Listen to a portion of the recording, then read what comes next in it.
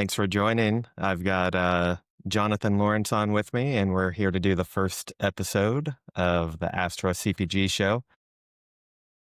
You're here for a reason to learn, but also I really just want to start off and say I appreciate how you're leaning in and this new concept and idea of fundraising for a charity. The Family Promise is the charity for this month. And every month when we do these calls, we're going to rally behind a new charity. It's going to be voted in by the community. And I'm just excited, for the first show here, get to chop it up with Jonathan and, help each other kind of learn and help everyone here.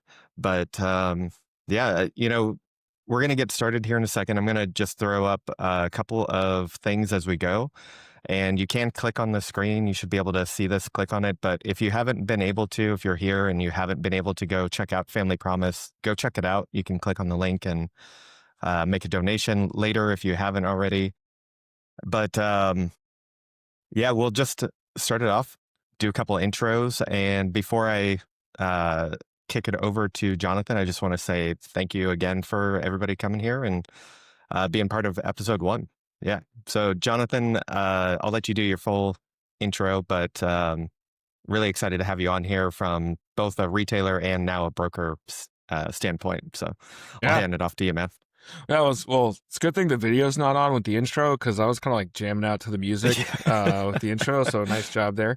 So my name is Jonathan Lawrence. And presently, I lead the natural specialty side for Advantage Solutions. So been a broker for about 6 months now, so it's been a lot of fun. Prior to that, everything has been on the retail side. So most recently, I led merchandising at Fresh Time Market. I was there for about 12 years. Had a blast. And spent some time at Sprouts before that as a category manager over supplements. Same role as I had at Sunflower Farmers Market. Yeah, on the retail, I've been doing that for a really long time. Really, really enjoyed it, but wanted to do something a little different, gain some new skill sets, and see the industry from a different lens. And so I'm really enjoying it and happy to be here. Yeah, man, I think that's like a whole conversation in itself, the transition from retailer to broker. So we'll have to get that on another call later. It's a lot. It's a lot. Yeah, for sure. Thanks, man. Yeah. Most of you, if you're on here, you probably know me, but I'll just give a quick update. And you've all known that I work at New Seasons Market. I've been there for the last 15 years. I've been in grocery for a little over 20 years. Started in high school bagging groceries, stocking the dairy shelves. And if you haven't seen it yet on LinkedIn, I actually just put in my 2-week notice yesterday. So I'm going to be leaning into this, the Astra CPG, the buyer's perspective, and I'm just taking a bet on myself here. If you haven't checked that out on LinkedIn, go check it out, and you'll see a little bit more information. But just know you're going to see a lot more of me. I'm going to really lean in and go all into this because it's really important to me, and I think there's a lot of good work to do here. And before I forget, I'm going to put a link up here for Jonathan on his LinkedIn. If you haven't connected with him or follow him, make sure to go do that. Be great person to connect on LinkedIn and just be able to stay in touch with. Yeah, absolutely. All right. Well, we're here to talk about brand acquisitions, and there's a lot that goes into that. We have a couple different perspectives here, and, I'm excited to do it. Before we actually get into the conversation, I'm going to just pull up the post I made last week. If you didn't see this was just a couple of recent really big transactions that happened. And what Jonathan and I are going to, we're just going to have normal conversation. We're going to try to keep it, really real, unfiltered as much as we can. There might be things that we can't share, but maybe him. I can share anything now. Just looking at this and seeing, I think everybody recognized the Pepsi and Poppy. That was a big one in the industry. Some other ones that, maybe could have slid under the radar to me, at least, Ferrero. I always kind of mess up that one. Raro, yes. Ferrero. um, Acquiring WK Kellogg. And again, like these are two conventional players, buying one another. And I don't know if you realized how many different divisions of Kellogg there are. Do you know? Like, It changes all the time. There's so many. I don't. Yeah. Yeah, I went to tag them in this post, and I typed in Kellogg, and there were like 3 options, and I was like, "What?" Yeah, it's crazy.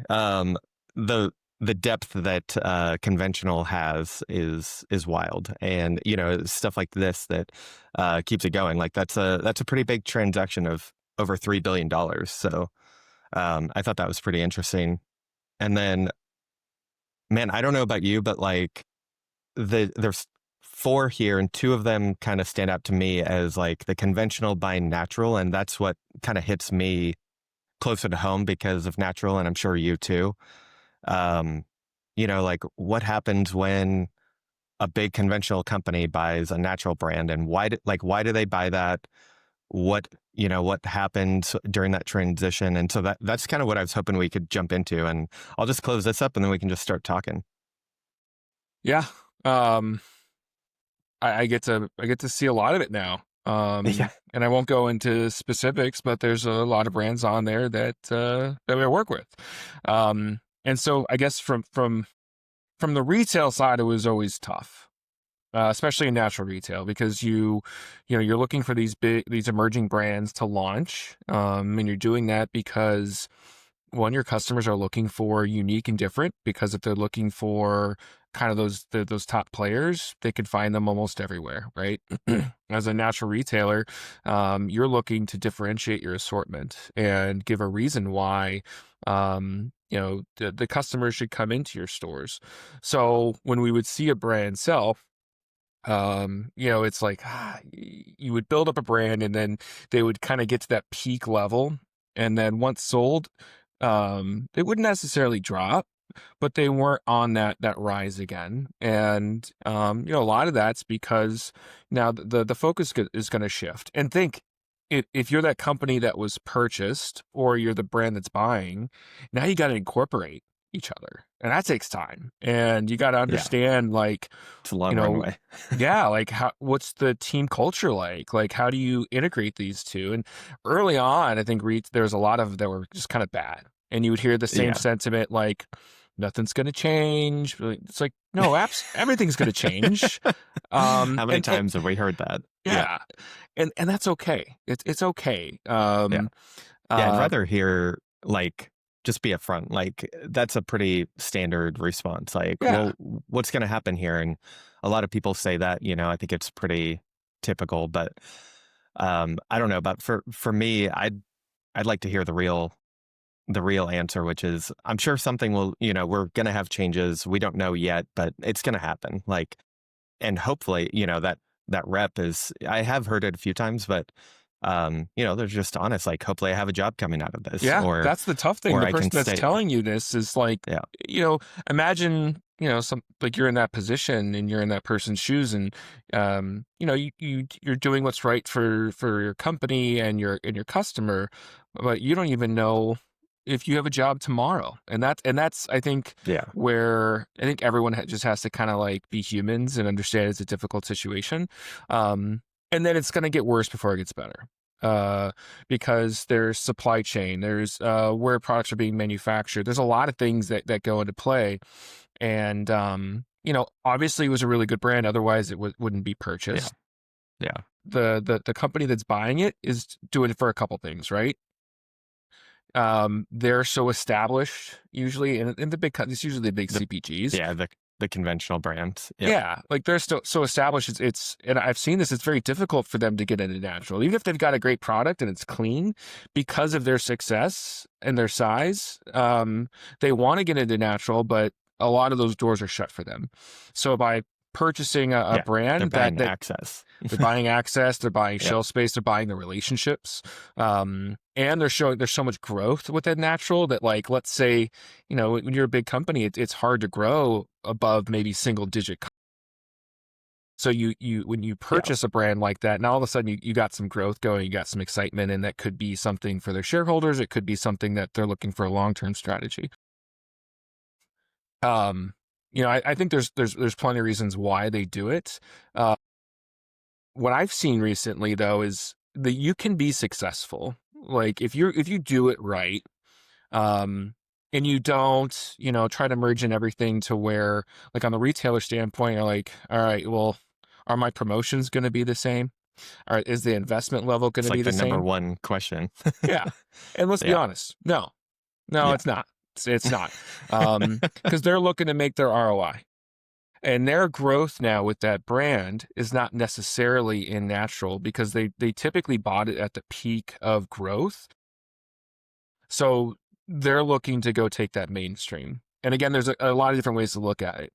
If you're a fan of more people having access to good quality products, then it's a win, right? So that product's going to get probably a little bit more affordable, and you're going to find it in more places. But now as a retailer, now that product's in a lot more places, and now it becomes, okay, how do I price up against Target or Costco or Walmart? How do I No, man. differentiate? Yeah. And it's a hard thing. And the retailers now, because there's so many emerging brands, you just kind of, it's like the product life cycle. It's like, okay, we built them up, they Yeah. sold. Now I'm looking for the next one. And then you build them up, they sell, Yeah. and then you go look for the next one. Yeah. Well, I think that's huge, right? I mean, you made a lot of really good points, but on that most recent one, I think there's this idea out there, and I don't know that it's really as big as people think, but it seems like it through LinkedIn. I don't know about you, but you see all of these, flashy stories about Poppy and everything else, and the founders that are maybe mid-level or they're just getting started, like they have that as like, well, that's the plan. Like that's the roadmap. You just go and you go through this cycle, like you said. And I think there's a little bit of danger in that, like why Sure. can't you just own your company and have it, like carry on for your family or whatever, there's plenty of, well, not as many as there used to be, but like Yeah. family owned companies that are large corporations now, and they stay private or they don't go for that acquisition. And I think I don't know, man, I think that's a risk that we run when it's kind of like that natural conversation about Instagram, like how you see the highlight reels and, Hmm. like you're comparing you're kind of like your worst day to somebody's best day. Like, Uh-huh. to be honest, when you're on Instagram or you're scrolling and you're probably like looking for an escape from something Sure. and you're like zoned out. So then you're like, that just automatically creates this division of like what reality is. Yeah. And you cannot, even though, like, selfishly on the retail side, you'd be upset a little bit, because it's like, damn, that was like one Yeah. of my top brands. Yeah.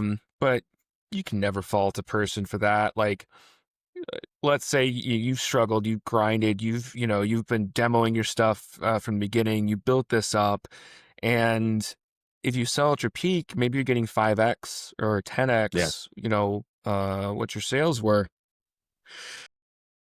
I don't Yeah. know. I mean, they earned I, it. They have that yeah, right for yeah. sure. 100%. Now, like, does that impact the team as well, that you built? And, like my family had health food stores growing up. And from what I was told, like, we had offers a lot. We had about 13 stores in the Phoenix area. And, Nice. yeah, there were some offers early on when we were killing it. And it would have been a good amount. It's life-changing money for a family. Yeah. But my grandfather wasn't ready to sell. He's still having a blast, and then a couple years later, when it's time for him to kind of retire and everything, the market's not the same.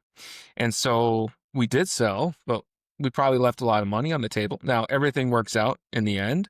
But that's a risk that if you're a brand, let's say you build something up, you're at the top. Okay, there's a lot of other brands now that are coming after your place on the shelf. Yeah.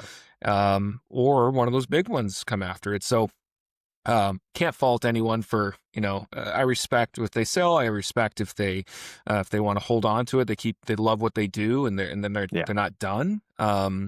So it's interesting for sure. Yeah. Totally.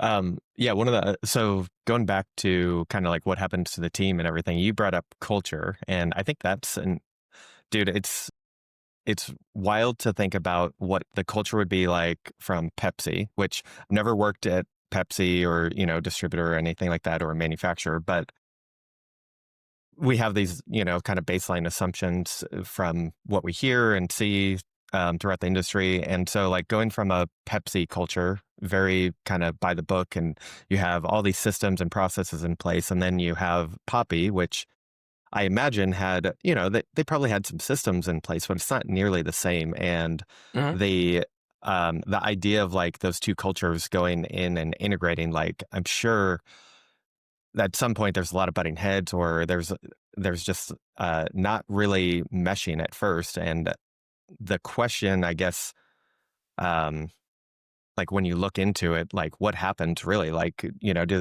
I see a lot of replacement, it's like, okay, we're going to bring in, or we're going to consolidate whatever, we're going to bring in the people that we want from Pepsi, or, they might hang on to a couple people if they show that they can kind of play by the rules. But that's kind of what I see, which, it's really unfortunate, but it is the reality, like two different types of cultures coming Yeah. together.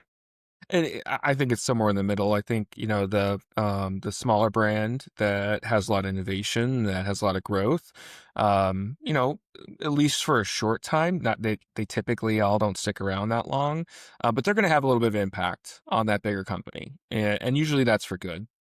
Now, the bigger company is going to have an overwhelming impact on that brand or that company, and sometimes you lose a little bit about like what makes that company unique, and that happens.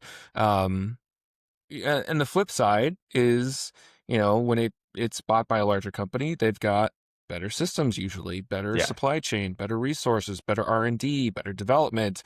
It's I think back to when New Chapter Mm, sold, and that was one of like New Chapter, they were the pinnacle of, supplements and natural and organic and food-based yeah. multis, and when they sold, it was just like, I mean, there was a immediate kind of snapback, and people, that was our number one brand, and for me as a category manager, one of my number one brands, and I saw it overnight change. Now, Mm, the flip side of what people don't get, because they think like, oh, it's this big company and they're evil, and there's all the things around between natural and conventional, right? yeah. We all grew Yeah. up through it. But the reality is the product, probably got better, and it got more efficacious. And um, Yeah. so it's tough because the customer's buying more than just the product. They're kind of buying the soul of the company and the people behind it. So there's always puts and takes. Yep. Yep. And yeah, I get to work with a lot of big brands today, big companies that have natural brands. And I've seen both. I've seen where there's a passionate team that's behind it, and they're only looking to grow. And it's exciting. And you kind of like you take down the veil of that big company, and you see that they're just people as well. I've also seen where it's kind of like, it's 2% of their total sales, and Yeah. it's not a focus for them, and then you start to see that brand slowly decline and die, and that Yeah. brand was a leader at the top for a long time, and it's still there, right? It's still, towards the top, but over time, there's that disconnect between natural retailers and those brands, and you're fighting to hold on to your space, and so it just really becomes about um, you know doing more promotions, because that's the only way that we're really going to drive any incremental sales, because you have all these brands that are different and not even always more innovative. They're just different. They're different from Yeah. what's out there, and you can look at the spends data and you just see that they're creeping and they're creeping and they're creeping. Yeah. And that big company's like, how are we losing share? We're the biggest company out there. Well, you're the biggest company Yeah. out there. That Yeah. has that can People have are an coming impact. after you, man. But yeah, yeah, Yeah. happens a lot. Yeah, totally.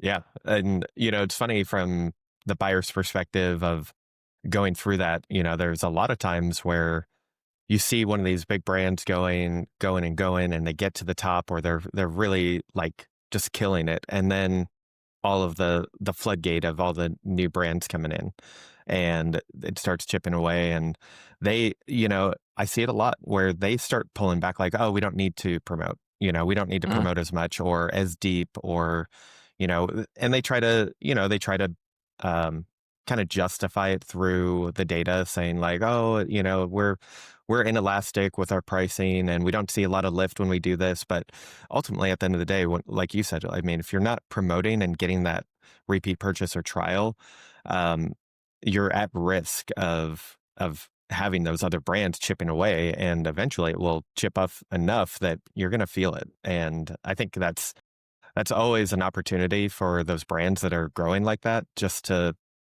I mean, kind of stay grounded in where, like, what got you there. And sometimes you have to, you do have to change and adjust, but, you know, I don't think that promos is probably the one that you want to go too far off the deep end with. Like, you don't yeah, want to just go and jump off and be like, no, we don't need it. Like this depends on yeah. snooty attitude. Yeah. Oh, well, it also depends on where you start, right? Did you buy share, right? Did you really promote heavy? Yeah, Because good all point. new brands have to promote. But then if you look at your percent of sales and everything, it's like, okay, well that, maybe that's not long term, that's not going to work out. And you do have to start getting a little bit more profitable. And I think that should just be an honest conversation. Not, hey, we're not going to promote because this. It's like, hey, we bought in really big early and it's got us to where we are. Um, uh, but it's not sustainable. So we have to look and see what was really working for us. And, maybe it's not, maybe you're doing 6 promotions a year and, maybe it's 4 or 5 and maybe you go a little deeper with those. Cause then you've got the knowledge of like, okay, what price point's working? That's where Yeah. price point optimization, promotional optimization comes in. Um, and and the retailer has to kind of get it, but the reality is like the the category manager, the merchant, or whoever, they've got a budget they got to hit too, and so they've got to hit these promotions. And so if they're not going to get it from their top tier player, which those are going to be the promotions that really work, then you got to go get it from somewhere else. And it's going to build up that other brand in the category's sales because now they're promoting. So it's tough. It's like how do you climb and then hold it? It's not very easy to do. And then the second point to the promotions is it's part of the retailer strategy. Now, natural is not known for being super affordable or lower price point, right? It's not an EDLP Yeah. strategy. Right. Um, so when you stop promoting, then you're not from the Yeah. natural retailer, like you're killing like what helps them drive sales. Yeah. Yeah. And, you're going outside of the norm. You're going upstream when, yeah, I mean, to your point, the natural retailers especially are very high-low driven. Yeah, There might be key items, commodities that we look at trying to go EDLP, but that's just, the way it is or has been. And I'm interested to get your take on this though, with the shift of, you know, bringing it back to brand acquisitions, when these big brands buy the natural, and then they buy, essentially they're buying their shelf placement within a Kroger and Target, Walmart, in natural, and maybe they have a better outlet to get natural items into those places, Target and Kroger. Um, so with that, you know, does the big retailer like Kroger now have an advantage, and are they going to go on to an EDLP strategy where now you're looking at customers going, direct comps, you're looking at it and seeing a 15, 20, 30% difference in price. Whereas, and it could be even more, but whereas a natural retailer, we go high, low, now we had differentiation. Now that's the comp item, and there's a very good chance of crossover shopping. yeah. Well, I mean, like the bigger conventional retailers have different margins that they're working off of, Yeah. right? So Yeah. there's a competitive advantage there. Um, and usually the natural store is a secondary shop for most people. It's not always a primary shop.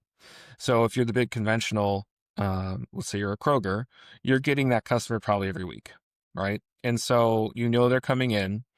You don't have to. You have certain ads that everyone has their promotions, but Yeah. within the natural, you're not really promoting it. So what do? You have an EDLP on it because that's not you're promoting your drivers. You're promoting bananas and Cheez-Its. And you look at every conventional ads like Pepsi, Lay's, Yeah. Gatorade, Cheese. yes, exactly. Yeah.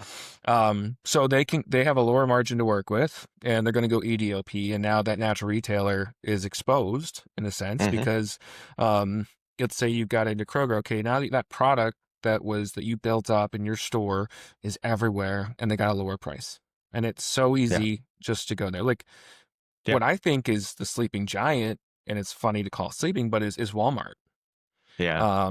Because Walmart was always a store like no one. It wasn't a great shopping experience. And let's face it, the best shopping experience are natural food stores. The Yeah. people, the Yeah. atmosphere, it's great. Yeah. You like going in, you want to you want the bag to have the brand on it. It's fantastic. Yeah. Um, Yeah. but And now on with the opposite side of the spectrum is Walmart. yeah, yeah, and It's it's not, kind of yeah. it's not flashy, but Yeah. it's the biggest retailer for a reason. Yeah. Well, you can do a full natural shop now, Yeah. in Yeah. They're, Walmart. they're doing a lot of good work on bringing natural in, which is, kind of like you said, it exposes natural, and like it puts those natural retailers at risk for sure. Yeah. Yeah.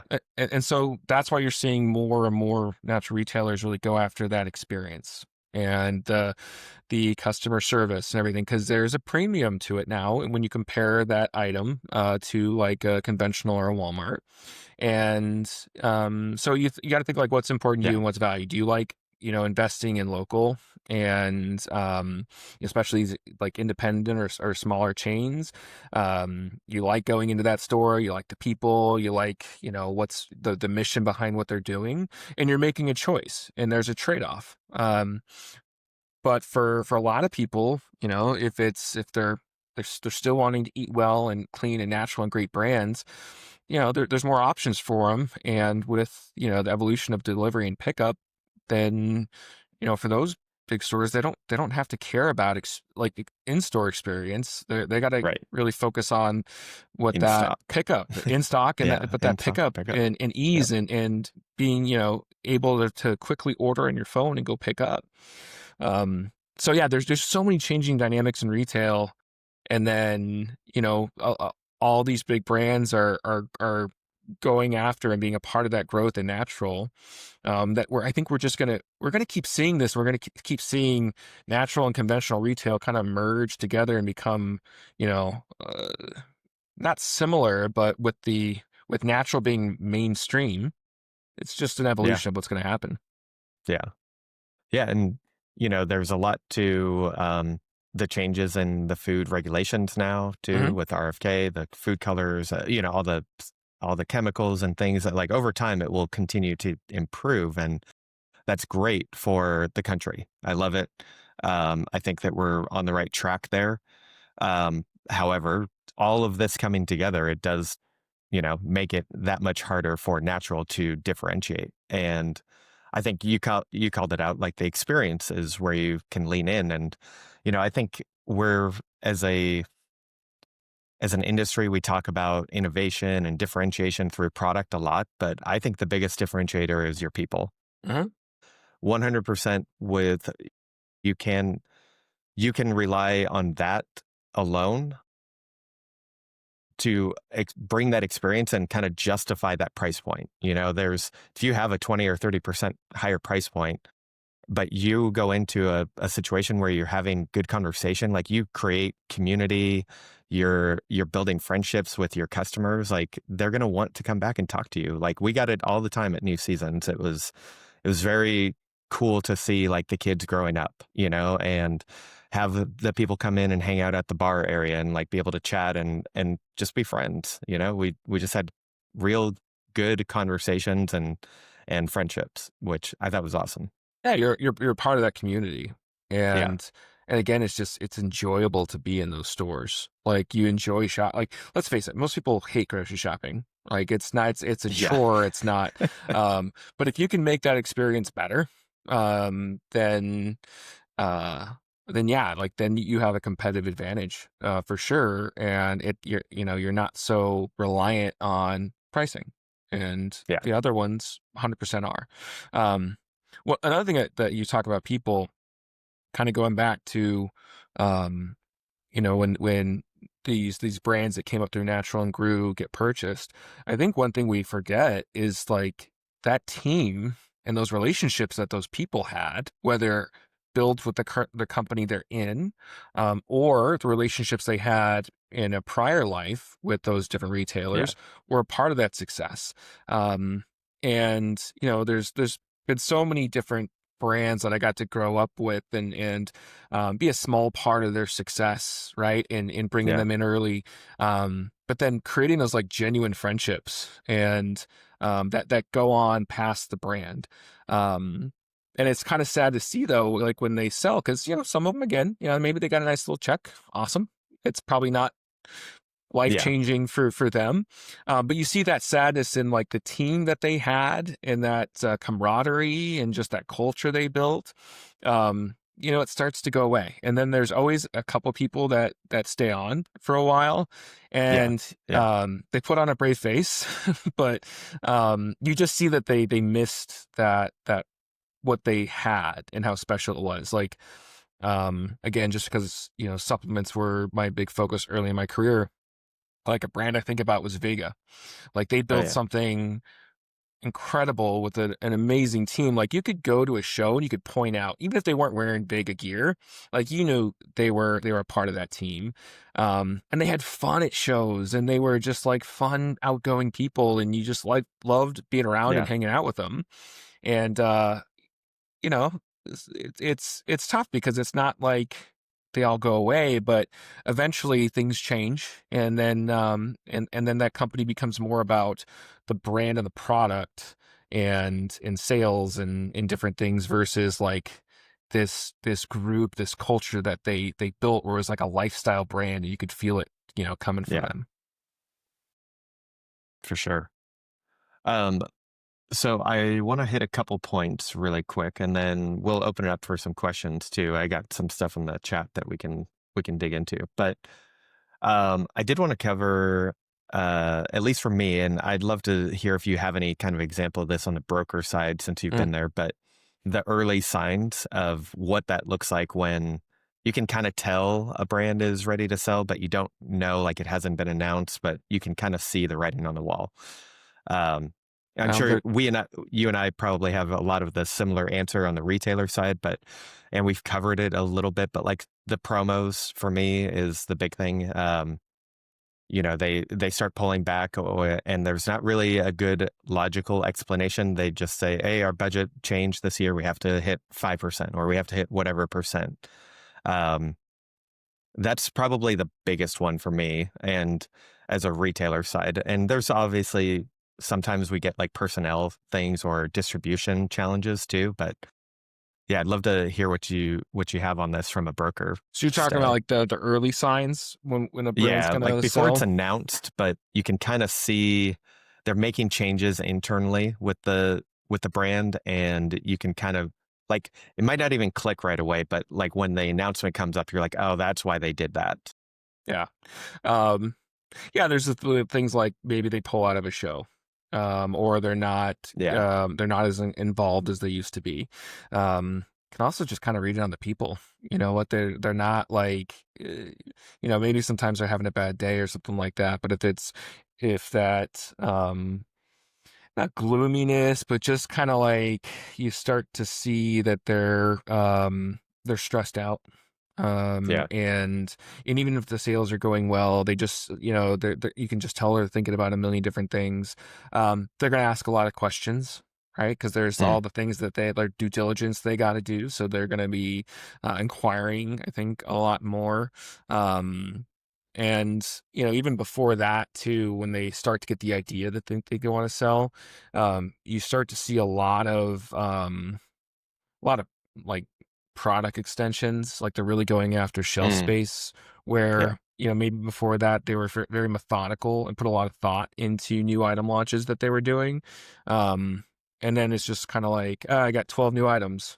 Well, why? Like, Yeah. why did you, Yeah. you like, I only have so much shelf space. Why did you need that many? Or why are you going into categories that you really haven't earned the right to play in? Yeah. Yeah. So they might start doing some things to again gain more distribution, get their ACV up. They might promote really really heavy one year and then all of a sudden kind of pull back. Uh, so yeah, I think those are just some of the sciences. But Yeah. realistically, a lot of the people that you might be working with have no idea because they're they may not have a job because of it, so they may not know what's going on, but they typically have some kind of hunch that they might share, like something's going on. Yeah. Yeah, for sure. Yeah, seeing it on the people, I think that's a good sign. I really like that call out too. And you probably see it more on your side because you're more in contact as a broker and the brand relationship. Like whereas a buyer, you see your rep every so often. It's not that often. Mhm. Um, during promo planning and maybe some ad hoc meetings. So really interesting from that broker's perspective there. Yeah, well, Um, I haven't had the seats. I mean, again, I've only been a broker for 6 months, yeah, and I haven't. I don't feel like I've had to. I haven't really seen it come through yet. But yeah, with these big companies, there's changes all the time. You just roll with it, right? So the yeah, broker's job is just to fix problems and to find the solution and to do the yeah, dirty work. And so our job is to both make sure that the customer, the retailer is taken care of, that we're communicating as much as we can, we're giving them as much insight as we can, we're aligned with their strategy, and on the brand, we're just trying to help them through it. And typically it means that like we're probably not going to have them anymore, right? Like if they yeah, sell, then they may not yeah, stay with us, but you know. If it happens, it happens. Our job is to, realistically just do whatever we can to support them. yeah. Yeah, and ultimately, you never know. Like, if there's two companies, like in that specific situation, you have two companies that, somebody buys another, they have two different brokers. And if you just start slipping, like, oh, I see that they're going to sell, like, F them, whatever, that's not going to do any good. And you might actually earn the business if the other brokerage is doing that. So good on you Yeah. for, it's part of the process, I think. And I think that's your point too, is like, it is what it is. Like, you got to do your job and show up, and regardless of where they're at. Yeah. And again, it's a small industry. So you never Yeah. want to like, uh, any of the brands that like, that decided they want a change. And sometimes a change is good. Sometimes like both sides may be doing a good job, but like for each side to grow a little bit, maybe there needs to be a separation or something. Yeah. So I get it and understand it. We're going to do our best till the very end. And a lot of them, I still, I let them know, like, if you still need to, like, if you have questions or if there's something like, just because there's not a contract anymore doesn't mean we're not all like Yeah. here to support each other. And I think if you do that, like, yeah, go see another brand. Like you're going to evolve, you're going to learn. Maybe they're going to bring something different than we did, and that's going to help you. But how many times do we see like brands go back and forth and they Yeah. change and they change and they Yeah. change and they change, and then maybe they get a new head of sales, and this head of sales has a relationship with this broker, and so Yeah. regardless if You he see did a that good a lot. job or not, yeah, yeah. So like I mean, at the end of the day, they're going to make the decisions that they feel either more comfortable with or that fit them. You got to respect that. You do the best job you can. And I feel like if we've lost one, we've gained two or three more. Yeah. Just with this fact that like we're here to help and support. We're not to uh, we're not going to badmouth. We're not going to be disrespectful. We're going to do exactly what you paid us to do and more till the very end. and then wish them the best, and then hope that you get to earn the business back later on again. Yeah, for sure. Yeah. So really quick before switching over to some questions, just as like a very specific example, I'm not going to name the brand, but something that came up to mind is, this short-term kind of thinking and strategies with you either adding a bunch of new items or you're making these like kind of what seem like irrational decisions. It is for a reason. It's intentional for whatever reason they're going after. But um, recently, I had this example where a brand was not prepared for their promo planning in September. The broker couldn't get in touch with them. Like they couldn't get a response and figure out what's Mm, going on. They're waiting on information from the brand. The brand kind of spotty with communication, says we're working on it. And it go like a month and a half goes by, and then I hear production issues are happening, and I'm like, okay, like what's going on? Like what I need to be able to talk to somebody, and couldn't get anything, and then get a notice from almost at the same time, like from UNFI saying, hey, these items are long-term out of stock. Here's the current inventory. We expect to see them in end of January. And I'm like, we're in October. And I'm like, what? Like end of January. And then the broker emails almost right after and says, hey, company is being sold. We don't know to who yet, but blah, blah, blah. So that, they're in this process. And I'm just thinking, like, what could have happened during that time in that transition that you stop, like you stop producing, like the company buying that, the smaller company or whatever, the one acquiring, like that's got to hurt. Like you're buying a mhm. company that you're going to lose distribution. Like I ended up discontinuing the whole line because they weren't going to be in stock. And, now it's up to this new brand. They just bought them and spent millions of dollars on, buying this brand. And now they're going to have to work on getting placement again. And that's going to Yeah. cost money. So it's just like, I just wanted to call it this kind of short term, kind of bad example. I'm not calling out who it is, but that's just recent in my mind and what kind of triggered this topic and conversation, because I just think there's a lot of things that happen when we go through this process, and sometimes it's done right, and people really take a good amount of time and structure planning and are very intentional with a positive move forward and how to sell. And then there's things like that. Yeah, It's kind of s all over the place. sometimes there's, they go into it what they wanna sell, and it could be something happened that they need to sell.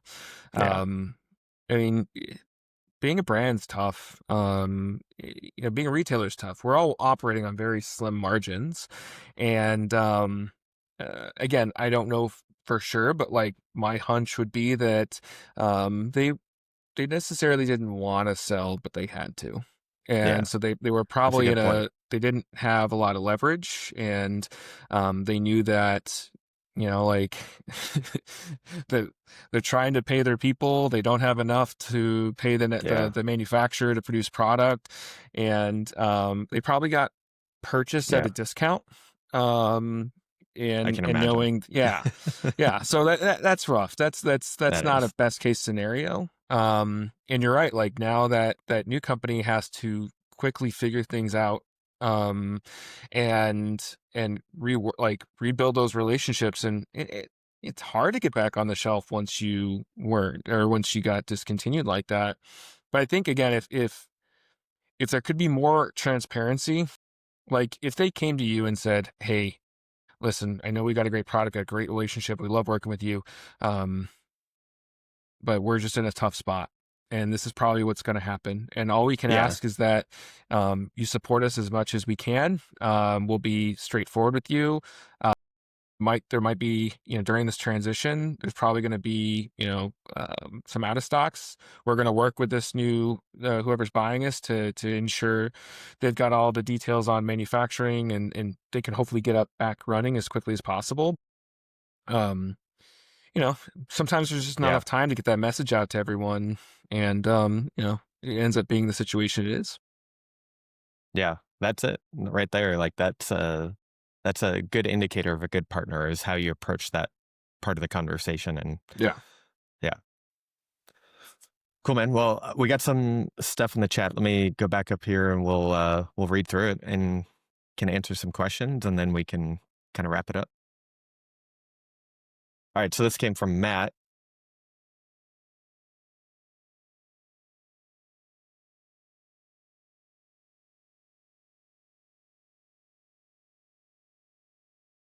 Not really a true question for us, but I think it's a really great comment. And there is always, for me, I get that too as a consumer, like, what's the change going to be? You know, they're going to find efficiencies, and I hope that it's in more of like, especially in that case, like logistics, not necessarily um, the quality of the product. Although I have heard recently Siete maybe changed some ingredients out and maybe did some things, but I don't know for sure. Uh, But you know, that's always a risk that is out there. But yeah, I don't know. Do you have any thoughts on that? Yeah, example I would have, and I won't name the brand necessarily, but again, it was on the supplement side, and they were, I don't, they probably been sold a couple times, and once they go into Walmart, Costco, whoever, Yeah, um, Walmart's gonna have a price point you got to get below. Their customers aren't gonna buy $40 products.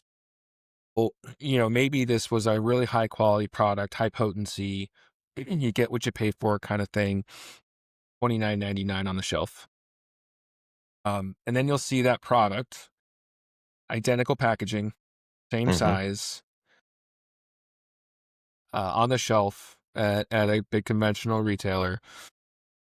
At 29.99, you might be 19.99, or in some cases 9.99. And as a consumer, it looks exactly the same. yeah, yeah, And then you look at the ingredients, and the potencies are far different. And they, for lack of better terms, kind of dumb down the product to hit a sure, price point. What's difficult within that is, like, we would have, like, when I'd be in stores, there'd be customers like, how come I can get this product at Walmart for 9.99? Well, look at this. It's not as sexy to say, but look at the supplements factor on the back. Like, look at yeah, how many you have to take or what you're getting out of it. It hurt us because it made us seem very expensive, but the product was completely different, but the packaging and everything was the yeah, same. And that's where I think you can kind of lose a lot of, what helped build that brand, and you kind of lose what's, that connection with the retailer that helped build you up. So I would say, if you're going to change things, make it somewhat apparent that it's a different product from what you'd be getting in a natural food store. And it's not to say it's a bad product, it's just it's not the same. yeah. But if the customer doesn't recognize that, then they just see the price difference. That's a really good point with the supplements. I think didn't even really think of it that way because I've never really been on that side of it, but it Mm. 100% makes sense. Super easy if you know what to look for to kind of see that difference, but that's not the average consumer. So you're going to be, focus on that price, and per capsule, might be a thing, but yeah, it's really interesting to think about it that way from the supplements. Yeah. And the best way, I would say, like, if you're just as a consumer, it's like, if it's, let's say it's Siete. Yeah, it's a great Yeah. brand, a great family that, like, I still got a bunch of hoodies that have the great Siete logo on it, right? Yeah. Just, keep an eye out. If you see changes, then don't support it. If it's the same Yeah. product, and you like it, you know what? Still buy it. I mean, Yeah. vote with your dollars. And if it's Yeah. if it's just not, if you have a reason why you don't want to support some of those big companies, well, then there's going to be other brands that these natural retailers are going to go out and find, and bring to the shelves that um, would be a good substitution. Yeah. For sure. Except for, like, I, that green, they make this hot AG1. sauce. Oh, which one? Siete, they make, like, my favorite hot Oh, sauce. oh, yeah, It's yeah. it's like olive oil jalapenos, and You it's can't like, buy any other one now. dude, it's so good. Yeah. Yeah. So it's like, Okay, I, that's a I'll, one exception. yeah, no matter what, I'm going to keep buying that one. Cool. So this one is another comment about going back to our natural uh, conventional kind of conversation. Kroger is continuing to integrate natural sets into mainline. I see this a lot here in Portland. Not to say that they get more shelf space, which is an interesting one, but it does make it easier for converting that conventional customer. And I've just had this conversation a week or two ago with my boss. He worked at Fred Meyer, and you know, at that time it was store within a store. And as we start seeing this, we realize, we know that there's a risk there, that they have hundreds of extra quote unquote facings of conventional. Like, they can shrink it down a little bit, make this work with natural, and you're giving your customer a better shopping experience. And definitely leaning towards the cross shop people that just go to that natural retailer for that second shop that they wouldn't normally go for. Yeah. Yeah, we see like a lot of our brands in some conventional stores where they have that natural set. Well, that's a small portion of your customers that are going to that area. And then you just kind of make it seem like it's like super different or weird, like Yeah. I like integrating because, Yeah. like let's say if it's a sugar substitute, like you're gonna go where the sugar's at to find that product. You're not gonna say, "Oh, I'm gonna go to the natural set to find these unique items." So if I'm a conventional retailer, it shows like the large assortment that I have, that I can meet you at super clean, natural, or sugar alternative to if you need cheap sugar, I've got that as Yeah. well. Um, but what's interesting too, like, cause you mentioned up in the Northwest, it also depends on like where you're at in the country and where, like how those customers shop and what they're consuming. Like if you Hmm. go to Southern California, every conventional retailer looks like a national retailer. I mean, they've got a Yeah. lot of products. So, Yeah. it's a little bit less of like kind of mainstream conventional. It's like every retailer Yeah. in Southern California has a good assortment of natural products. Yeah. Yeah. It's a good point. You probably have a different vibe when you're in the Midwest, and Mhm. it's typically the coastlines are more on that side, at least at first. So yeah, it's a good point. Uh, Another comment from Elizabeth here, going back to the profitability, and when we were talking about how they're pulling back on promos, I think this is really cool that some companies overspend because they're looking for getting that market share and top line growth. So makes sense, both sides of the coin there. And yeah, great insight. Thank you, Elizabeth. Then we've got a hot take. This is a long one. I don't even know. I don't think it's going to all show, but I'll read it out. Um, I think big companies unfairly get a bad rap for the changes that they make when they acquire a brand. Yes, products, potency, etc. change, but it takes companies with more resources to build brands and expand distribution. Take So Delicious, for example. She worked there when they were acquired by White Wave. It is better to have a product that has all of the certification and sustainability points, but is only in a handful of stores, or a product that doesn't hit all of these marks, but is still better for people, the planet, and is widely available. That's a Yeah, great point. I mean, like yeah, again, like we talked about earlier, uh, if you're looking at it from more people have access to better food, and natural is influencing what's going on in big CPG and conventional, that's not a bad thing. That's a great thing.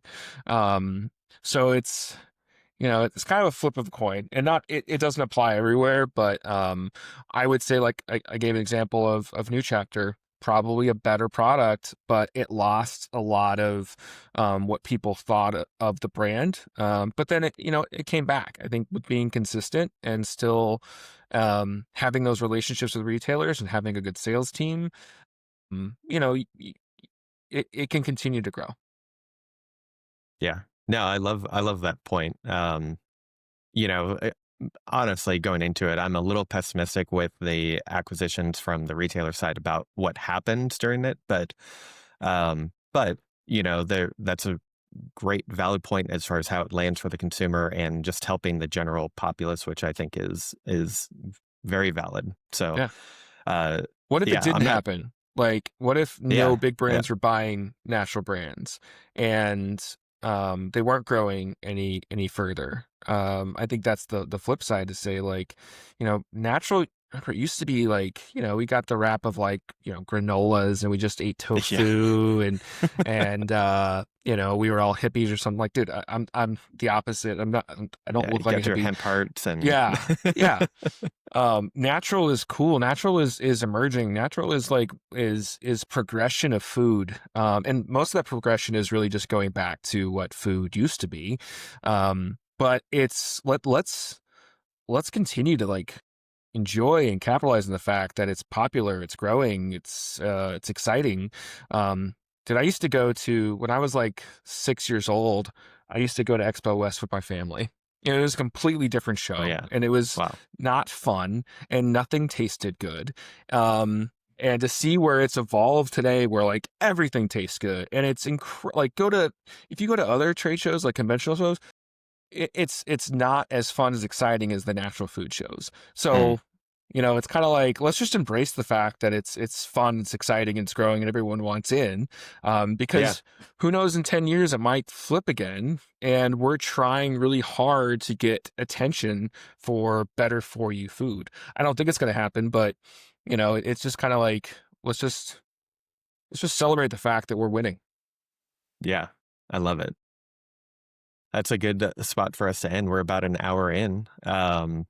So yeah, we're gonna wrap it up here. Dude, thanks for jumping on. It was really great just kind of having this conversation and having people in the chat chiming in.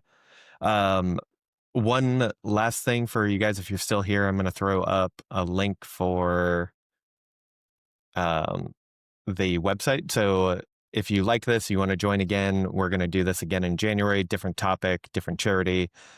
Click the link and you can go and vote for your topic and the charity. And then that ends in just a few days. So then we'll work on getting it info out for the next show. But yeah, thank you so much for jumping on, everybody. Loved having you here and excited to do the next one.